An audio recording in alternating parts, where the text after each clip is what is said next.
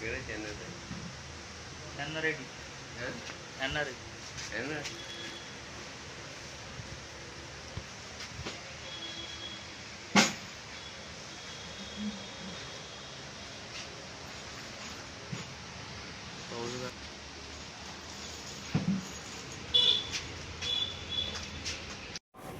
ਜਾਂ ਇਹਦੇ ਗਲ ਪਿਆ ਜਾਂ ਕੀ ਕੀਤਾ ਉੱਥੇ, ਕਿਸ ਤਰ੍ਹਾਂ ਦੀ ਸਕਫਲ ਹੋਈ,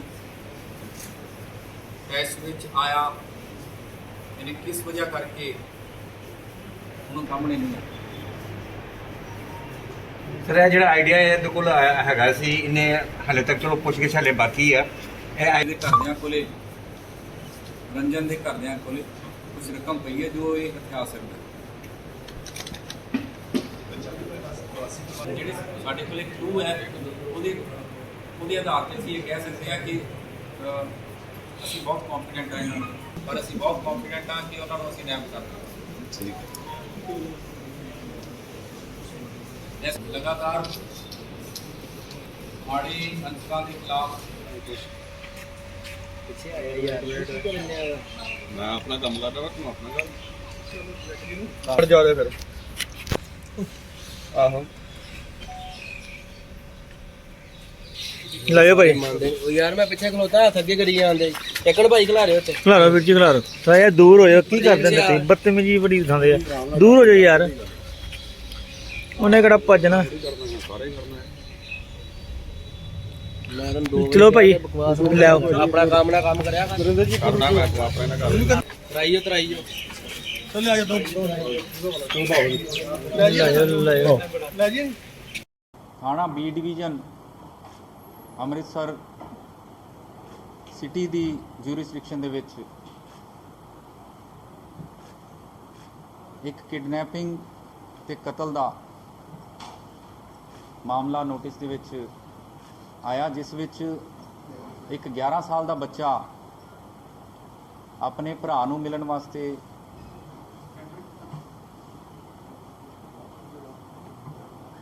ਈਸਟ ਮੋਹਨ ਨਗਰ ਦੇ ਵਿੱਚ ਵਹੀਕਲ ਦੀ ਫੈਕਟਰੀ 'ਚ ਜੋ ਕੰਮ ਕਰਦਾ ਹੈ ਉਹਨੂੰ ਮਿਲਣ ਜਾਂਦਾ ਹੈ ਪਰਸੋਂ ਸ਼ਾਮ ਨੂੰ 14 ਸਤੰਬਰ ਨੂੰ। ਇਸ ਬੱਚੇ ਦਾ ਨਾਮ ਰੋਹਿਤ ਏਲੀਅਸ ਰੰਜਨ ਹੈ। ਇਹਦਾ ਜਿਹੜਾ ਬ੍ਰਦਰ ਹੈ ਦੀਪਕ, ਉਹ ਨਿੱਕਲ ਫੈਕਟਰੀ 'ਚ ਕੰਮ ਕਰਦਾ ਹੈ ਈਸਟ ਮੋਹਨ ਨਗਰ ਦੇ ਵਿੱਚ। ਦੀਪਕ ਦਾ ਇੱਕ ਫਰੈਂਡ ਹੈ ਜੋ ਇਹਨਾਂ ਦੇ ਘਰੇ ਕਾਫੀ ਚਿਰ ਤੋਂ ਆਉਂਦਾ ਜਾਂਦਾ ਹੈ, ਉਹਦਾ ਨਾਮ ਹੈ ਨੰਦਨ ਕੁਮਾਰ।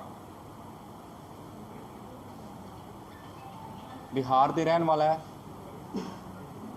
ਥਾਣਾ ਚੈਨਪੁਰ, ਜ਼ਿਲ੍ਹਾ ਕੈਮੂਰ ਦੇ।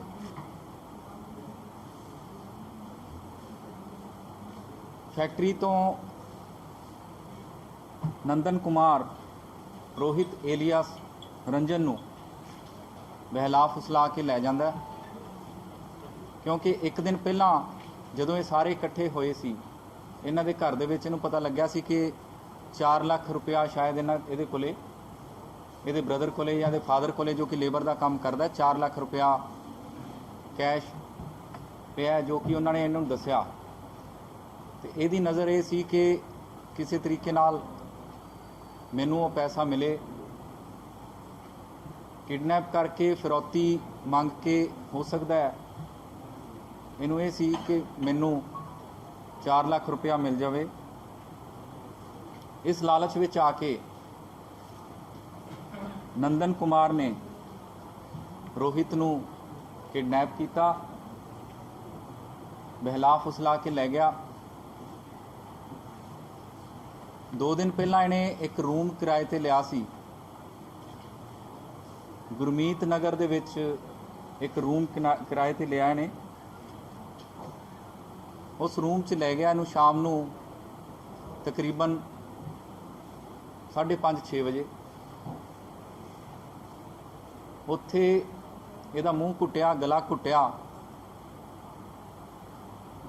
ਜਿਸ ਕਰਕੇ ਇਹ ਬੱਚੇ ਦੀ ਮੌਤ ਹੋ ਗਈ। ਬਹੁਤ ਹੀ ਦੁਖਦਾਈ ਤੇ ਅਨਫੋਰਚੂਨੇਟ ਘਟਨਾ। ਉਸ ਤੋਂ ਬਾਅਦ ਇਹਨੇ ਅਲੱਗ-ਅਲੱਗ ਨੰਬਰਾਂ ਤੋਂ ਟਰਾਈ ਕੀਤੀ ਕਿ ਘਰੇ ਫੋਨ ਕਰਕੇ ਮੈਂ ਫਰੌਤੀ ਦੀ ਰਕਮ ਜਿਹੜੀ ਮੰਗਾ। ਇਹਨੇ ਬਿਲਕੁਲ ਅਹਿਸਾਸ ਨਹੀਂ ਹੋਣ ਦਿੱਤਾ ਕਿ ਰੰਜਨ ਹੁਣ ਇਸ ਦੁਨੀਆ ਤੇ ਨਹੀਂ ਰਿਹਾ। ਇਹ ਫਿਰ ਵੀ ਕਹਿੰਦਾ ਰਿਹਾ ਕਿ ਤੁਹਾਡਾ ਬੱਚਾ ਮੇਰੇ ਕੋਲ ਹੈ, ਮੈਨੂੰ ਰਕਮ ਦੇ ਕੇ ਜਾਓ। ਕੱਲ ਸਵੇਰ 7:30 ਵਜੇ ਸਾਨੂੰ ਇਹ ਇਨਫੋਰਮੇਸ਼ਨ ਮਿਲਦੀ ਹੈ।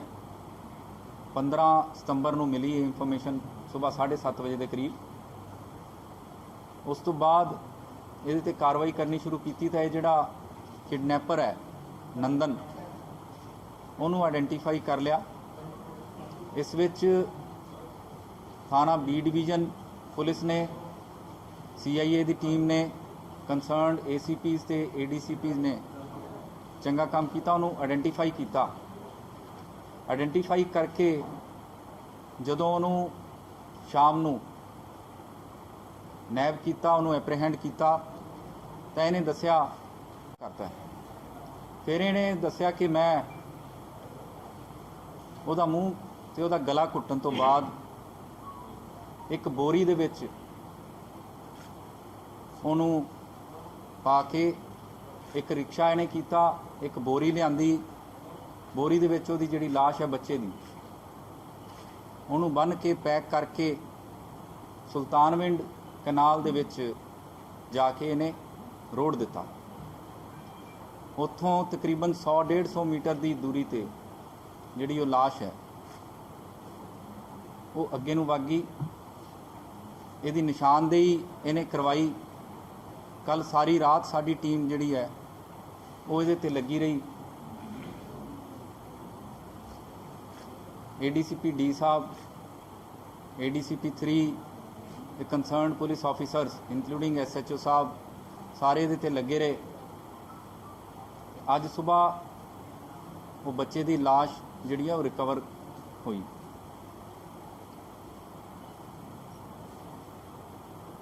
ਬਹੁਤ ਹੀ ਅਨਫੋਰਚੂਨੇਟ ਇਨਸੀਡੈਂਟ, ਜਿਸ ਵਿੱਚ ਨੰਦਨ ਕੁਮਾਰ ਨੇ, ਜੋ ਕਿ ਤਕਰੀਬਨ 24-25 ਸਾਲ ਦੀ ਉਮਰ ਦਾ, ਇਹ ਵੀ ਲੇਬਰ ਦਾ ਹੀ ਕੰਮ ਕਰਦਾ, ਇਹਨੇ 11 ਸਾਲ ਦੇ ਬੱਚੇ ਦਾ ਪੈਸੇ ਦੀ ਭੁੱਖ ਕਰਕੇ ਕਤਲ ਕਰ ਦਿੱਤਾ। ਨੰਦਨ ਕੁਮਾਰ ਨੂੰ ਅਰੈਸਟ ਕਰ ਲਿਆ ਗਿਆ। ਕਿੰਨੇ ਦਿਨ ਦੀ ਇਹਦੀ ਰਿਮਾਂਡ? 3 ਦਿਨ ਦੀ ਜਿਹੜੀ ਇਹਦੀ ਰਿਮਾਂਡ ਸਾਨੂੰ ਮਿਲੀ ਹੈ। ਹੋਰ ਪੁੱਛਗਿੱਛ ਵੀ ਕੀਤੀ ਜਾਊਗੀ ਕਿ ਕਿਸੇ ਇਸ ਤਰ੍ਹਾਂ ਦੇ ਗਿਰੋਹ ਨਾਲ ਤਾਂ ਤਾਲੁਕ ਨਹੀਂ ਰੱਖਦਾ ਜਾਂ ਹੋਰ ਕਦੇ ਕੋਈ ਇਸ ਤਰ੍ਹਾਂ ਦੀ ਕਾਰਵਾਈ ਤਾਂ ਨਹੀਂ ਕੀਤੀ। ਹਾਂਜੀ, ਬਿਲਕੁਲ ਇਹ ਚੀਜ਼ ਜਿਹੜੀ ਆ ਉਹ ਦੇਖਣ ਵਾਲੀ ਹੈ ਕਿ ਇਹਨੇ ਕਿਸ ਕਰਕੇ, ਹੋ ਸਕਦਾ ਉਹਨੇ ਰੌਲਾ ਪਾਇਆ ਜਾਂ ਇਹਦੇ ਗੱਲ ਪਿਆ ਜਾਂ ਕੀ ਕੀਤਾ, ਉੱਥੇ ਕਿਸ ਤਰ੍ਹਾਂ ਦੀ ਸਕਫਲ ਹੋਈ, ਤੈਸ਼ ਵਿੱਚ ਆਇਆ, ਇਹਨੇ ਕਿਸ ਵਜ੍ਹਾ ਕਰਕੇ ਉਹਨੂੰ ਗਲਾ ਘੁੱਟ ਕੇ ਉੱਥੇ ਮਾਰ ਦਿੱਤਾ। ਇਹ ਅੱਗੇ ਹੋਰ ਇਨਵੈਸਟੀਗੇਸ਼ਨ ਤੇ ਇਹਦੀ ਇੰਟਰੋਗੇਸ਼ਨ ਚਾਹੂਗਾ। ਫਿਲਹਾਲ ਜੋ ਇਹਦੇ ਦੱਸਣ ਦੇ ਮੁਤਾਬਿਕ ਇਹਨੇ ਇਹ ਸਾਰੇ ਸੀਕੁਐਂਸ ਆਫ ਇਵੈਂਟਸ ਦੱਸੇ ਹੈ, ਜਿਸ ਵਿੱਚ ਇਹਨੇ ਲਾਸ਼ ਦੀ ਨਿਸ਼ਾਨਦੇਹੀ ਵੀ ਕਰਾਈ। ਸਰ ਨੰਦਨ ਕੱਲਾ ਇੱਥੇ ਰਹਿ ਰਿਹਾ ਜਾਂ ਕੋਈ ਫੈਮਿਲੀ ਮੈਂਬਰ ਨਾਲ? ਨਹੀਂ, ਇੱਥੇ ਇਕੱਲਾ ਹੀ ਰਹਿੰਦਾ ਜੀ। ਨਾਲ ਹੋਰ ਕਿਸੇ ਇਨਵੋਲਵਮੈਂਟ ਹੋਈ ਇਸ ਕੇਸ ਵਿੱਚ? ਹਜੇ ਫਿਲਹਾਲ ਕਿਸੇ ਦੀ ਇਨਵੋਲਵਮੈਂਟ ਸਾਹਮਣੇ ਨਹੀਂ ਆਈ। ਜਿਹੜਾ ਆਈਡੀਆ ਇਹਦੇ ਕੋਲ ਹੈਗਾ ਸੀ, ਇਹਨੇ ਹਾਲੇ ਤੱਕ ਜੋ ਪੁੱਛੇ ਸਾਡੇ ਬਾਕੀ ਹੈ, ਇਹ ਆਈਡੀਆ ਕਿੱਥੋਂ ਕਲਿੱਕ ਕੀਤਾ? ਇਹਨੂੰ ਕਲਿੱਕ ਇੱਥੋਂ ਹੀ ਕੀਤਾ ਕਿ ਇਹਨੂੰ ਪਤਾ ਲੱਗਿਆ ਕਿ 4 ਲੱਖ ਦੇ ਕਰੀਬ ਇਹਨਾਂ ਕੋਲੇ ਰਕਮ ਪਈ ਹੈ, ਜੋ ਉਹ ਵੈਰੀਫਾਈ ਨਹੀਂ ਹੋਈ ਕਿ ਇਸ ਤਰ੍ਹਾਂ ਦੀ ਕੋਈ ਰਕਮ ਹੈ ਜਾਂ ਨਹੀਂ ਹੈ। ਜੋ ਇਹਦੇ ਦੱਸਣ ਦੇ ਮੁਤਾਬਿਕ ਇਸ ਤਰ੍ਹਾਂ ਇਹਨੂੰ ਪਤਾ ਲੱਗਿਆ ਕਿ ਇਹਦੇ ਘਰਦਿਆਂ ਕੋਲੇ, ਰੰਜਨ ਦੇ ਘਰਦਿਆਂ ਕੋਲੇ ਕੁਝ ਰਕਮ ਪਈ ਹੈ ਜੋ ਇਹ ਹਥਿਆ ਸਕਦਾ ਹੈ। ਹਾਂਜੀ ਹਾਂਜੀ, ਲੇਬਰ ਦਾ ਕੰਮ ਕਰਦੇ। ਸਰ ਪਿਛਲੇ 2 ਦਿਨਾਂ ਤੋਂ ਗੈਂਗ ਸਰਗਰਮੀਆਂ ਲਗਾਤਾਰ ਲੁੱਟ ਦੀਆਂ ਵਾਰਦਾਤਾਂ ਹੋ ਰਹੀਆਂ ਨੇ ਸ਼ਹਿਰ 'ਚ। ਕਰਿਆਨੇ ਦੀ ਦੁਕਾਨਾਂ ਨੂੰ ਜ਼ਿਆਦਾ ਨਿਸ਼ਾਨਾ ਬਣਾਇਆ ਜਾ ਰਿਹਾ, ਉਹਦੇ ਬਾਰੇ ਕੀ ਕਰਨਾ? ਇਹ ਜਿੰਨੇ ਵੀ ਇਸ ਤਰ੍ਹਾਂ ਦੀਆਂ ਲੁੱਟਾਂ ਖੋਹਾਂ ਦੀਆਂ ਵਾਰਦਾਤਾਂ ਹੋਈਆਂ ਪਿੱਛੇ ਜੇ ਕਾਫੀ ਡਿਟੈਕਟ ਹੋਈਆਂ, ਕਾਫੀ ਇਹ 'ਤੇ ਨੱਥ ਪਾਉਣ ਦੀ ਕੋਸ਼ਿਸ਼ ਚੱਲ ਰਹੀ ਹੈ। ਇਸ ਜੇ ਇਹ ਜੋ 2-3 ਵਾਰਦਾਤਾਂ ਹੋਰ ਵੀ ਹੋਈਆਂ ਇਹਦੇ 'ਚ ਵੀ ਸਾਡੇ ਕੋਲ ਕਲੂ ਹੈਗੇ ਤੇ ਅਸੀਂ ਕੌਨਫੀਡੈਂਟ ਹੈਗੇ ਕਿ ਇਹਨਾਂ ਨੂੰ ਵੀ ਅਸੀਂ ਟ੍ਰੇਸ ਆਊਟ ਕਰ ਲਾਂਗੇ। दोषी सेम ही ने चार पास ਨਹੀਂ, ਜ਼ਰੂਰੀ ਨਹੀਂ ਹੈ ਕਿ ਦੋਸ਼ੀ ਸੇਮ ਹੋ ਵੀ ਸਕਦੇ ਆ, ਨਹੀਂ ਵੀ ਹੋ ਸਕਦੇ। ਉਹ ਡਿਪੈਂਡ ਕਰਦਾ ਹੈ ਕਿ ਕੀ ਹੈ, ਹਜੇ ਆਇਡੈਂਟੀਫਾਈ ਨਹੀਂ ਹੋਏ। सीसीटीवी सारी आई है सर ਜਿਹੜੇ ਸਾਡੇ ਕੋਲੇ ਕਲੂ ਹੈ ਉਹਦੇ ਆਧਾਰ ਤੇ ਅਸੀਂ ਇਹ ਕਹਿ ਸਕਦੇ ਹਾਂ ਕਿ ਅਸੀਂ ਬਹੁਤ ਕੌਨਫੀਡੈਂਟ ਆ ਇਹਨਾਂ ਨੂੰ ਨੈਬ ਕਰਨ ਦੇ ਵਿੱਚ। ਨਹੀਂ, ਹਜੇ ਆਪਾਂ ਇਹ ਨਹੀਂ ਕਹਿ ਸਕਦੇ ਕਿ ਸੇਮ ਨਹੀਂ ਕੀਤੀਆਂ ਜਾਂ ਕਿਹਨੇ ਕੀਤੀਆਂ, ਪਰ ਸਾਡੇ ਕੋਲੇ ਕਲੂ ਜ਼ਰੂਰ ਹੈਗੇ ਆ। ਸਰ ਇੱਕ ਜਿਹੜੀ ਤੁਸੀਂ ਲਾਸਟ ਟਾਈਮ ਗੱਲ ਕਹੀ ਸੀ ਕਿ ਆਈਪੀ ਬੇਸਡ ਕੈਮਰੇ ਜਿਹੜੇ ਬਹੁਤ ਜ਼ਰੂਰੀ ਹੈ, ਬਹੁਤ ਤੁਹਾਨੂੰ ਜ਼ਰੂਰੀ। ਲੱਗਦਾ ਕਿ ਜੇਕਰ ਉਹ ਲੱਗਣ ਤਾਂ ਇਹਨਾਂ ਚੀਜ਼ਾਂ ਦੇ ਨਕੇਲ ਅਸੀਂ ਜਾ ਬਿਲਕੁਲ, ਮੈਂ ਤਾਂ ਅੱਜ ਵੀ ਤੁਹਾਡੇ ਮਾਧਿਅਮ ਰਾਹੀਂ ਪਬਲਿਕ ਨੂੰ ਇਹ ਰਿਕੁਐਸਟ ਕਰਦਾ ਕਿ ਵੱਧ ਤੋਂ ਵੱਧ ਸਹਿਯੋਗ ਦਿਓ। ਹੁਣ ਜਿਵੇਂ ਤੁਸੀਂ ਦੱਸ ਰਹੇ ਹੋ ਕਿ ਦੋਸ਼ੀ ਸੇਮ ਲੱਗ ਰਹੇ ਹੈ, ਜਾਪ ਰਹੇ ਹੈ, ਸੇਮ ਮੋਟਰਸਾਈਕਲ ਲੱਗ ਰਿਹਾ ਹੈ, ਉਹ ਸਿਰਫ ਆਪਾਂ ਕੈਮਰੇ ਦੇ ਰਾਹੀਂ ਦੱਸ ਪਾ ਰਹੇ ਹਾਂ, ਪਰ ਆਪਾਂ ਬਹੁਤ ਜ਼ਿਆਦਾ ਚੀਜ਼ਾਂ ਰਿਵੀਲ ਪ੍ਰੈਸ ਕਾਨਫਰੰਸ ਨਹੀਂ ਕਰ ਸਕਦੇ ਕਿਉਂਕਿ ਦੋਸ਼ੀ ਹਜੇ ਆਪਣੇ ਹੱਥ ਨਹੀਂ ਲੱਗੇ।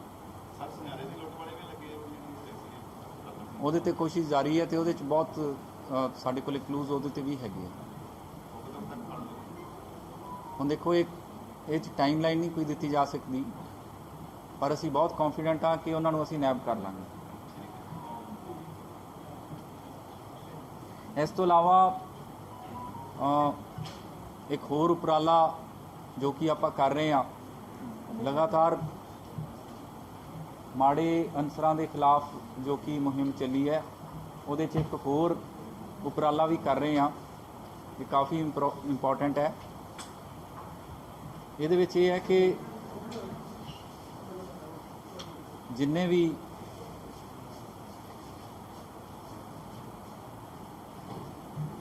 ਇਸ ਤਰ੍ਹਾਂ ਦੀਆਂ ਅਕੋਮੋਡੇਸ਼ਨਸ ਹੈ ਜਿੱਥੇ ਕਿ ਕੋਈ ਮਾੜਾ ਅਨਸਰ ਆ ਕੇ ਰਹਿ ਸਕਦਾ, ਉੱਥੇ ਅਸੀਂ ਇੱਕ ਸੌਫਟਵੇਅਰ ਡਿਪਲੋਏ ਕਰ ਰਹੇ ਹਾਂ। ਆਪਣੇ ਕੋਲੇ ਜਿਹੜਾ ਡੇਟਾਬੇਸ ਹੈ ਉਹਦੇ ਨਾਲ ਉਹ ਮੈਚਿੰਗ ਕਰਕੇ ਜੇ ਕੋਈ ਮਾੜਾ ਅਨਸਰ ਜਿਹੜਾ ਸਾਡੇ ਰਿਕਾਰਡ ਦੇ ਵਿੱਚ ਹੈ, ਸਾਡੇ ਦਰਜ ਕੀਤੇ ਹੋਏ ਸਾਰੇ ਡੇਟਾ ਵਿੱਚ ਜੇ ਉਹ ਨਾਮ ਫਿਗਰ ਕਰਦਾ ਹੈ ਜਾਂ ਆਇਡੈਂਟੀਟੀ ਫਿਗਰ ਕਰਦੀ ਹੈ, ਤੇ ਜੇ ਉਹ ਕਿਸੇ ਇਸ ਤਰ੍ਹਾਂ ਦੀ ਜਗ੍ਹਾ ਤੇ ਠਾਰ ਵਾਸਤੇ ਆਉਂਦਾ ਹੈ ਟੈਂਪਰੇਰੀ ਬੇਸਿਸ ਤੇ, ਤਾਂ ਉਹਦੀ ਆਇਡੈਂਟੀਟੀ ਮੈਚ ਕਰਕੇ ਸਾਨੂੰ ਇੱਕ ਅਲਰਟ ਜ਼ਰੂਰ ਸਾਡੇ ਕੋਲੇ ਆਊਗਾ। ਆਉਣ ਵਾਲੇ ਟਾਈਮ ਦੇ ਵਿੱਚ ਅਸੀਂ ਇਹਨੂੰ ਸੀਸੀਟੀਵੀ ਦੇ ਨਾਲ ਵੀ ਕਵਰ ਕਰਨ ਦੀ ਕੋਸ਼ਿਸ਼ ਕਰਾਂਗੇ। ਜੇ ਹਾਈ ਕੁਆਲਿਟੀ ਦੇ ਸੀਸੀਟੀਵੀ ਕੈਮਰੇ ਏਰੀਆ 'ਚ ਲੱਗਦੇ ਆ ਤਾਂ ਫੇਸ ਰਿਕੋਗਨੀਸ਼ਨ ਦੀ ਵੀ ਮਦਦ ਆਉਣ ਵਾਲੇ ਟਾਈਮ 'ਚ ਲਈ ਜਾ ਸਕਦੀ। ਇਹਨੂੰ city visitor information and record management system ਦਾ ਨਾਮ ਦਿੱਤਾ ਗਿਆ, CVIRMS।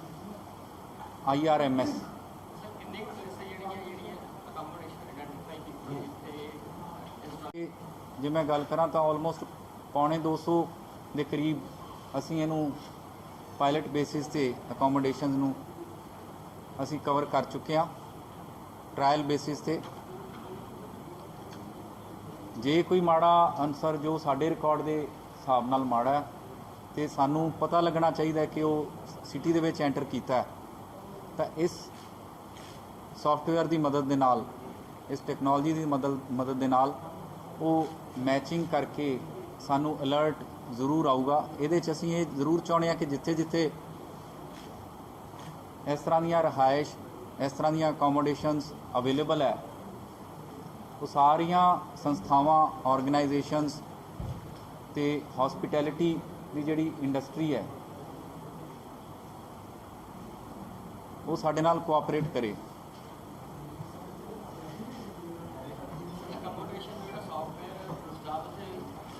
ਬਿਲਕੁਲ ਉੱਥੇ ਕੀਤਾ ਜਾਊਗਾ। ਇਸੇ ਕਰਕੇ ਮੰਨ ਲਓ ਜੇ ਕੋਈ ਫਲਾਣੀ ਸਰਾਂ ਹੈ ਜਾਂ ਲੌਜ ਹੈ ਜਾਂ ਹੋਟਲ ਹੈ, ਉਹ ਜੇ ਕੋਆਪਰੇਟ ਕਰਨ,